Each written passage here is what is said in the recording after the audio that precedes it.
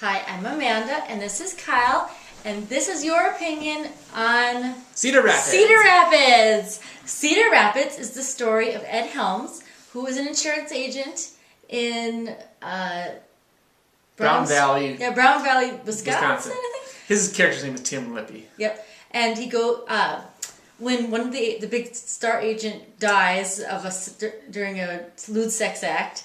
He is asked to go to the annual insurance convention called AMC, I think. But he's never been on an airplane. He's never left Brown Valley. And he's just sort of a pie in the sky guy. And he gets bunked up with John C. Reilly and Isaiah Whitlock Jr. Yep. And they're playing Ronald Wilkes, what's his nickname? They call him the Monster, was it? Ronator, whatever. And then John C. Reilly plays Ziegler, Dean Ziegler, and he is a guy that Ed Helms was warned to stay away from because apparently he allegedly poached an insurance client away from Brown Star Insurance, which is a funny name. Yes, it is.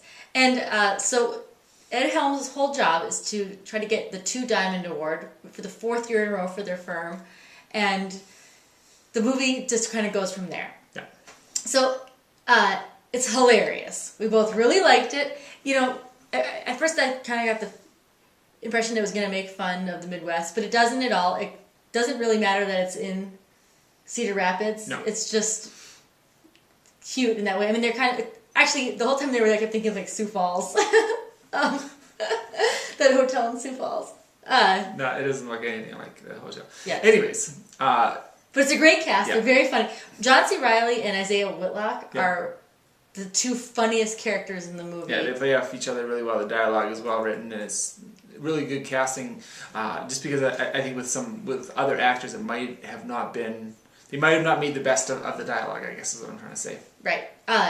Isaiah Whitlock's character is this kind of dry, sweet insurance agent, and he's this big black man, and it's just at one point he decides to play a gangster because he likes the show The Wire on HBO, which they're constantly referring to, and we looked him up on IMDb when we got back home, and he was on The Wire, so... Yeah, I guess also want to mention that Anne Heche is in the movie and does a very good job in a comedic role that I guess really not known for that. We see her quite a bit in Hung and like her there, but she does a really good job with the comedy here, and it's good timing and doesn't overplay the role either. So. Nobody overplays any role. John C. Reilly is probably the biggest character, and then he's a drunk. He's just sort of a live out loud type of guy. Yeah, but everybody else is pretty subdued, and it's very funny. There are a lot of really big actors in it, big kind of bit players. Well-known actors. The boss of the insurance agent, the owner of the insurance agency is Stephen Root he's in Office Space. He does a lot of voiceover work, and he was in News Radio as well. And the guy who dies is the guy from Reno 911. Thomas Lennon.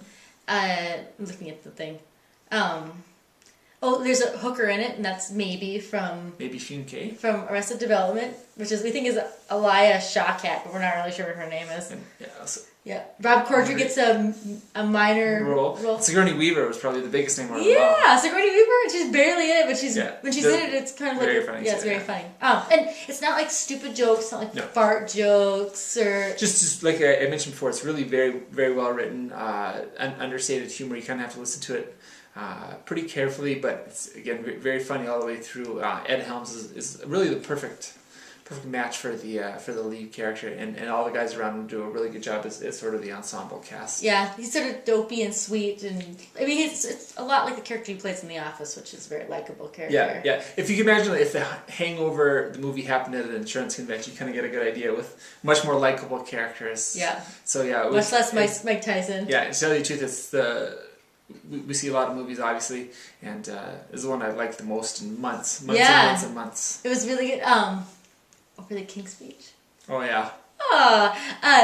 There was only one other couple in the theater with us, and they were seeing, and the woman was laughing her ass off through every scene, and they were quite a bit older than us, so I think this movie would appeal to just about anybody. Broad range of audience broad demographic.